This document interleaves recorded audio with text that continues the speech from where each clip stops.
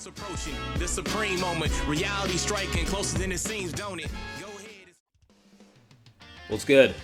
So I ran through a couple of runs and tested out different team builds to go through each event. So we'll just go through one by one. This is going to be the very first one, full power Master Roshi. You can't stun the unit, and I think its attack or defense decrease is nullified. So I kind of went with this format, 70% leads for tech types and super tech, which is Tapion. The only reason I did that is the very last stage, which is the extreme agility Kid Buu. A little bit tricky for various reasons. So I wanted both a super tech team and an extreme tech team just to kind of have backup in case I'm not able to clear it with one team. So that's pretty much why I'm starting off with a much weaker team. But you know, I've got plenty of units to go through it, so yeah, that's pretty much the format. You definitely want to conserve your best teams for the latter part of the stages because you will need them. Kid Buu definitely makes things a little bit difficult because he does evade attacks and recovers HP, so we'll cover that, you know, when we get to that point, but just kind of wanted you to be aware of the very last stage. I mean, overall, this stage against Master Roshi is pretty straightforward. It's just a matter of, you know, dealing as much damage as possible, as quickly as possible, and move on to the next one. So, you know, I've got units like the Moma that reduces damage and also has the ability to recover HP. You do see the future Gohan unit, which is at 100%. Decent unit, not good enough to kind of keep into my best super tech team, so I just went ahead and used that unit here. The LR Goku, honestly, I've got much better units at this point within a tech team, so, you know, pretty much went ahead and used that unit for this team. So that is the full power Master Roshi event, and then moving on to the next one, which should be the Extreme Intelligence Android 19. He does reduce damage taken, can't stun, can't seal. The other thing is minimize bringing projectile-based super attack units because he will absorb that and recover HP. So I included Kefla because I needed a unit to convert orbs into the physical type for LR Trunks to get the 18 key super. Obviously, I don't want her to get a super attack because Android 19 will absorb the energy and recover HP. But in this case, since she is in the very first slot, even if she supers, he's not going to recover that much, and it's not going to nullify as much as my damage dealt. So that's kind of one of those things to be wary of. LR Trunks, obviously, with the 18 key, can get a pretty good amount of damage applied, but the 12 key definitely will lead to Android 19 absorbing attack. So this is actually a very good rotation. So basically minimized super attacks for the last one, and then Great Saiyaman 1 and 2, they're not projectile based. Kaioken Goku is not either, and Berserker Kale isn't either. And the fact that that unit is at 100%, she'll be able to super up to 3 times, so that'll definitely make things a speedy process a little bit.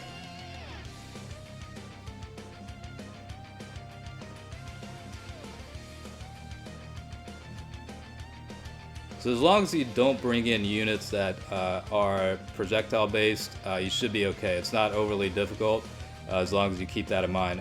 The Super Vegito unit is definitely helpful for this because of the countering ability, so that'll definitely help. But I figured it'd be fitting to end that stage with LR Future Trunks or LR Trunks just because of the Android saga based on the manga. So that's the Android 19. That's one of those stages you want to kind of think about with what team to go with. The next one is the Super Tech Great Saiyaman. This one you have to be very careful with because his super attack can one-shot kill your team. So you definitely want to bring in units that can stun enemies at a high rate or seal the SA. So the GT Cell unit is going to serve as the SA sealing function. The GT Frieza unit, Turles, as well as the Demigra unit, they're all going to be the stunning type support. So basically you just want to keep a constant either stun or SA sealed situation so you never get one shot killed. So that's definitely one thing to be careful of. I could have definitely brought in much better units, but like I said, the super attack from Great Saiyaman will definitely annihilate you. So you gotta compromise somewhere and bring in better support type units with the SA Seal and stunning. Ideally, every rotation, the Great Saiyaman's either going to be, have his SA sealed or stunned, whichever the case is. That's probably the safest route to go. It might take a little bit more time because you're not bringing in as many good units as you possibly could, but it's all about overall balance and making sure you don't get caught off guard, because you will. I've been caught off guard a couple times, and yeah, it sucks. So just definitely be careful about that one. Pretty much for me, the LR Metacooler Army is the one unit that's going to provide the most damage.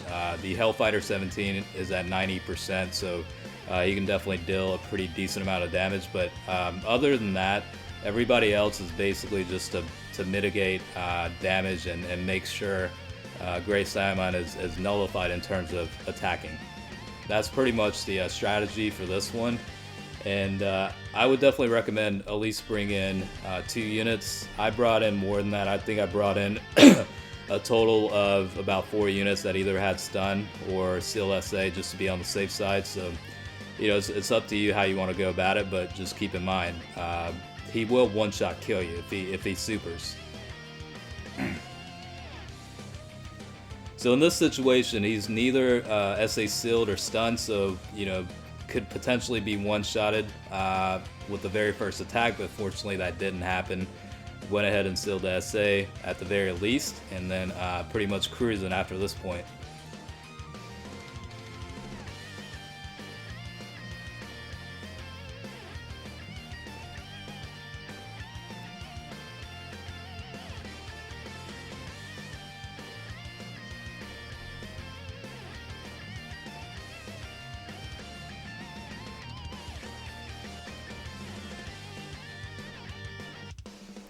Okay, so that is one of the next hurdles that you could potentially face, is the Great Saiyaman, because he does have a ridiculous super attack. This one is the damage reducing abilities nullified, can't stun, can't steal SA, and I can't remember what the last one was, but this is kind of like a hybrid team with the Agility Metal Cooler and the Agility Turles unit. A lot of these units fall into one of the 2 categories, so it works out best because I want to save the better teams for later. Now, I did include the Cyclopean Guards, very good defensive unit, ability to increase defense for all allies by 50%, as well as reduce damage taken by 40% for that unit. So it is a free-to-play unit, and I recommend utilizing this for Battlefield. It'll save you a lot of HP and conserve quite a bit.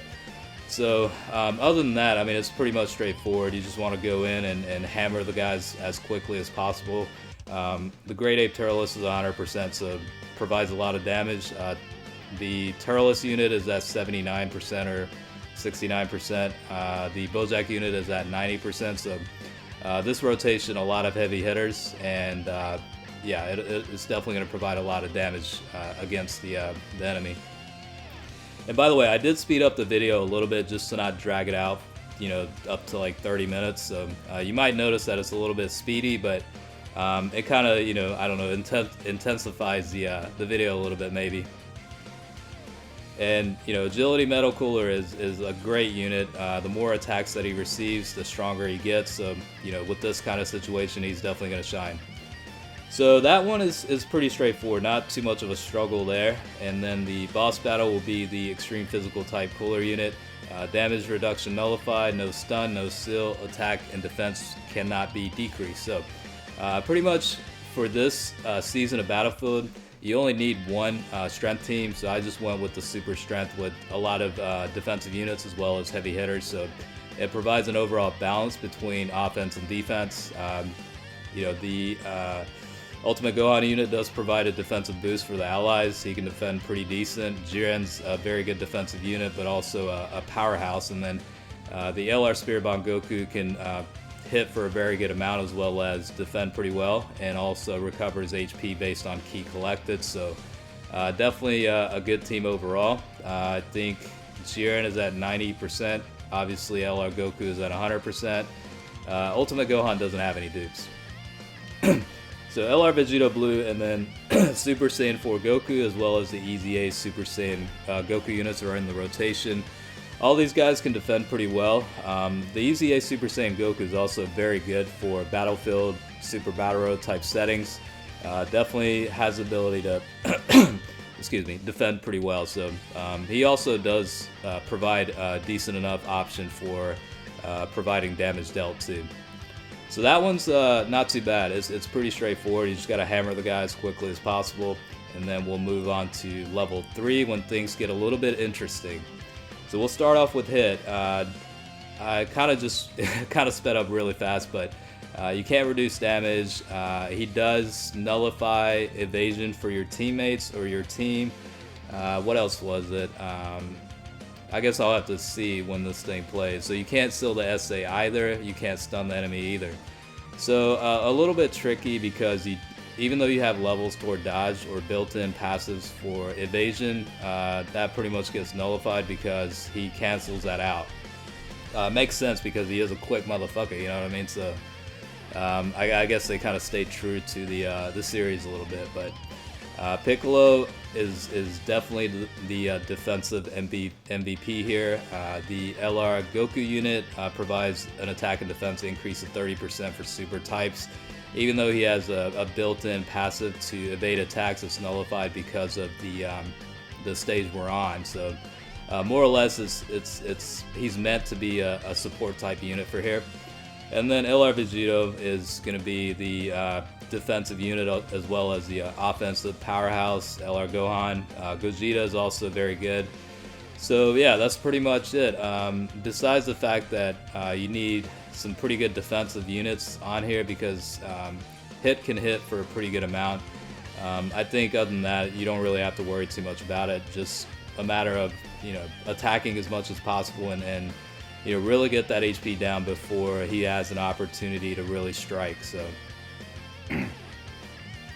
the Super Saiyan 3 Bardock unit is a pretty good option too because of the defensive boost he gets after the super attack. And then I just kind of included the Super Saiyan Blue Vegeta just because he's at 100% potential. So that is pretty much what that's like for the hit stage. Again, you can't evade attacks. He negates all that, so that's pretty much the only thing to be wary of. The Super Saiyan 2 Gohan unit, no damage reducing abilities. The thing to really consider for this one is he's gonna lock your units similar to.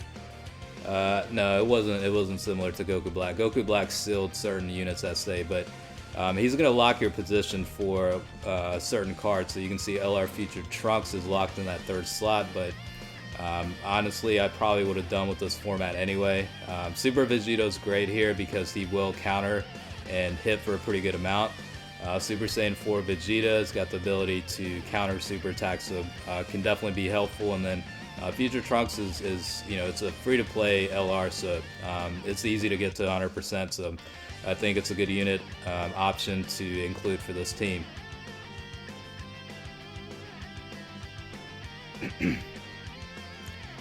Okay, so Tapion unit, defensive unit. Really, that's really the main purpose. EZA Super Saiyan 3 Goku, heavy hitter, as well as the LR Goten and Trunks, but Tapion does reduce damage received by 50%, so that definitely helps minimize damage taken, and then pretty much Goku's there to sweep the enemy up. Alright, so that was the stage against the Super Saiyan 2 Gohan unit. Lastly, the Kid Boost. So a little bit interesting, no damage reduction, can't stun the enemy, recovers HP, and also can evade attacks. So this is why I wanted to have two sets of teams, just in case my first team wasn't able to deplete his HP. So I did bring in some good units like the Super Saiyan 3 Angel Goku, the full power Super Saiyan 4 Goku, and Super Saiyan 4 Gogeta. The Bardock unit is included to seal the SA. Candy Vegito is a great unit for this. One of the MVPs of this team because he will dodge attacks. Vegito Blue obviously just for additional, damage output. You could certainly replace him with someone else, I think, but it's dependent on what your deck is. Lastly, I did include the free-to-play Tech Jiren because as long as his key meter gets above 10, he'll reduce damage taken by 50%, so pretty helpful in this situation as well. And I do have my Extreme Tech team in reserve, just as backup if I'm not able to clear it with this team right now.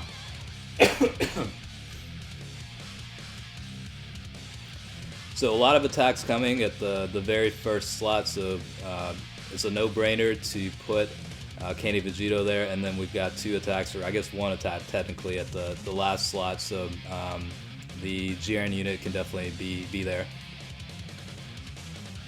So like I said, definitely beneficial to bring Candy Vegito. I mean, they had avoided about 3 attacks, I think, so that will definitely save a lot of HP depletion. And it is a little bit of a pain because Kid Buu will recover HP every round, similar to, I guess, Zamasu, but nowhere near that level of HP recovery. So a little bit fortunate there. The only thing is you can't stun him, but you can steal the SA, so it's a little bit hard to prolong the HP recovery, but in terms of damage mitigation, you can steal SA, so that can certainly help.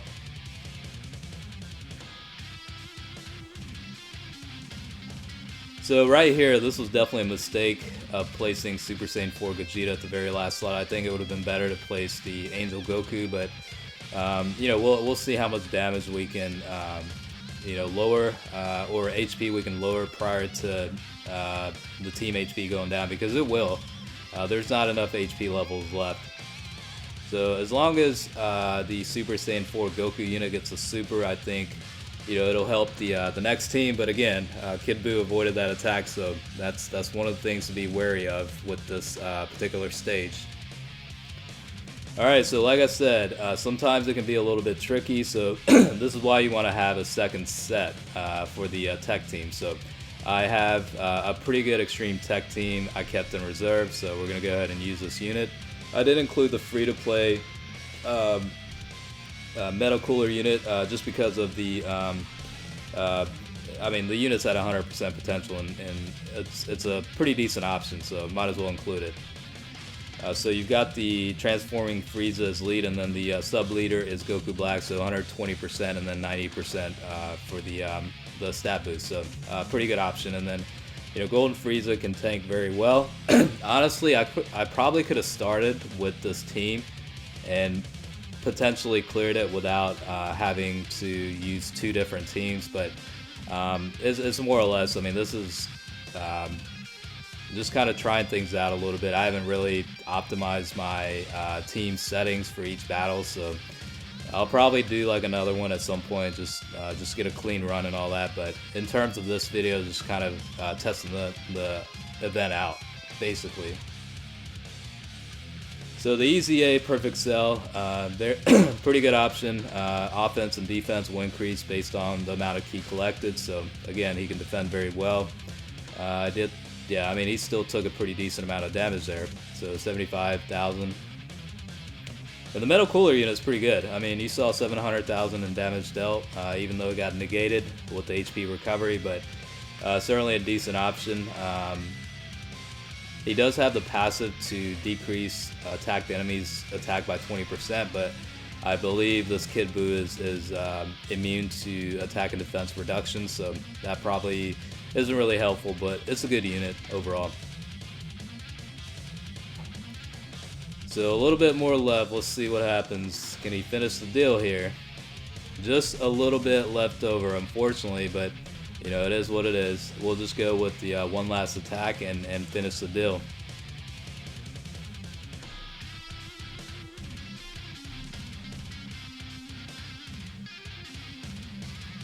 So Goku Black, at least he got a attack boost based on the amount of attacks received. So that is the Kid Buu event or stage, and that's pretty much the completion of this new season of Battlefield. Hopefully this kind of helped you understand what kind of enemies to expect and what kind of potential teams to use against each stage. So hopefully you found this helpful, and thanks for watching.